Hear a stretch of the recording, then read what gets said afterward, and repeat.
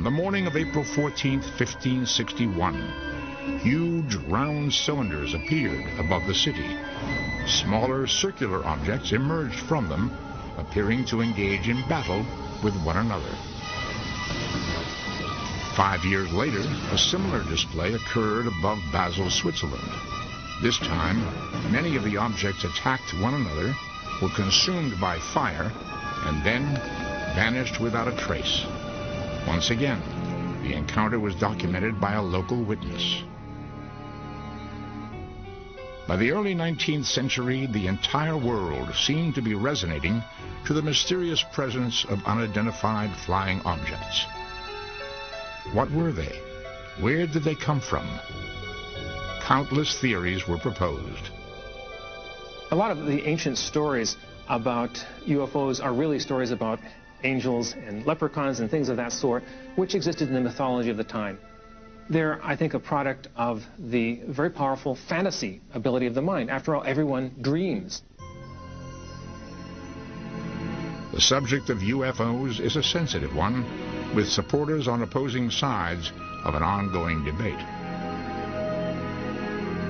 We have today an enormous body of evidence of people seeing consistently reported beings in terms of their shape, their size, little details that indicate a phenomenon is going on where those beings are associated with spacecraft, flying saucers, call them what you want. So I think as an explanation, oh, people are just seeing these same leprechauns that they saw before, is a foolish explanation.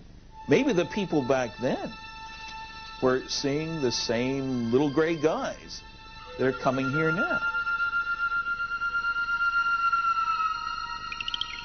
For centuries, scholars have grappled with the question of what UFOs may be, the possible identity of their occupants, and where they may have come from. Many now look to an unlikely source for the answers.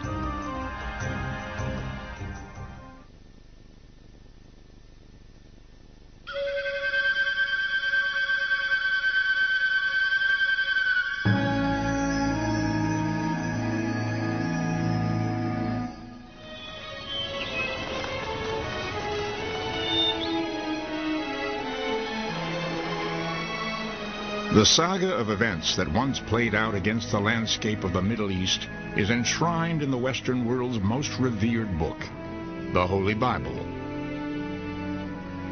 In recent years, the Bible has been increasingly touted by some scholars as a collection of stories describing encounters with aliens and UFOs. But the topic is controversial. Can the sacred nature of the biblical texts be challenged? With the decline of religion that has been experienced by a great many people, I think people are looking for an alternative that is more scientific. And so the possibility of life is one that has been suggested by scientists. So the next best thing to having a supernatural intervention in our world is to have UFOs visiting us from another civilization. So I think there's a certain would-be religious urge that has moved in the direction of supporting UFOs. The search for humanity's first possible contact with alien beings in prehistoric times leads to an unlikely place, to the Bible's earliest chapters, to the book of Genesis. Genesis describes conditions in the world at the dawn of time. There were giants in the earth in those days, and also after that, when the sons of God came in unto the daughters of men, and they bore children to them. Genesis 6:4. Who were the giants in the earth? And what exactly were the sons of God mentioned in the text? While most English Bibles use the word giants, the original Hebrew word is Nephilim. One translation of the word Nephilim is the men who came down, or those who came down, meaning those who came down from the sky. So it may not mean necessarily that they're physical giants. They could just be something like great heroes that came down from the sky and produced a hybrid race. For many scholars, hoping to unlock the mystery of UFOs in the ancient world, the Bible contains other intriguing clues. The Bible is full of UFO references that can be interpreted as such, and they were very well recorded. One of the best examples of classic UFO story is the story of Moses. 3,500 years ago, an epic period in biblical history begins when Israelite slaves are finally released from bondage in Egypt. Under the leadership of Moses, they begin a 40-year trek through the wilderness en route to the Promised Land.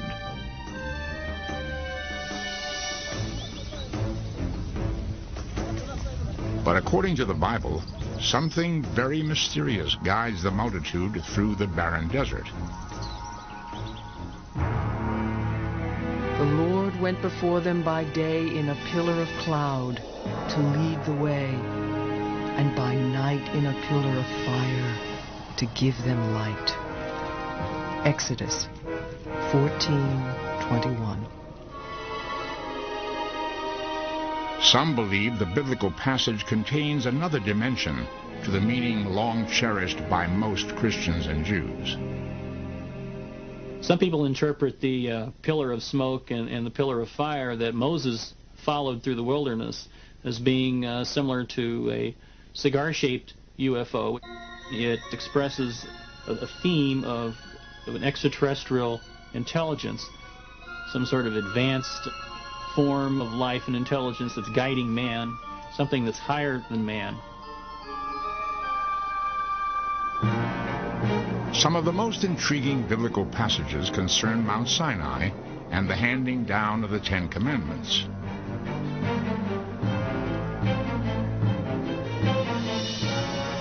Mount Sinai was covered in smoke because the Lord descended upon it in fire, and the smoke ascended as the smoke in a furnace, and the whole mountain quaked loudly. And when the voice of the trumpet sounded and waxed louder, Moses spake, and God answered. Exodus 19:18. When Moses returns with the Ten Commandments after his encounter with God or Jehovah on Mount Sinai, his skin mysteriously shines with an unearthly glow. His hair has turned snow white. The story of Moses has been tied in with an extraterrestrial encounter. His hair was turned white, which some have linked with the possibility of radiation exposure and so forth.